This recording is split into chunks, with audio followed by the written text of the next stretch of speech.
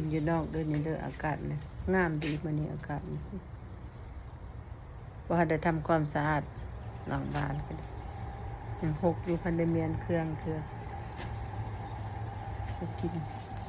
มากินปิ้งหมูน้ำกันปิ้งกระดูกข้างหมูใหญ่ๆเลยปิ้งมันแห้มก่อนมันได้แห้มเถอะปิ้งกระดูกข้างมากินมีกับตำมะฮู้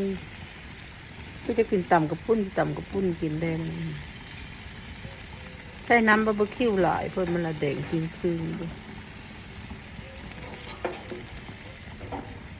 ต้องใส่เข้มกับประจักษ์แล้วนี่นะปิ้งเสี้ยนยำใดก็กินจนบ่ได้มันเค็ม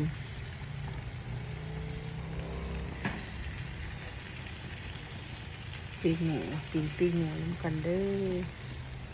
หมูปิ้งกระดูกข้างหมู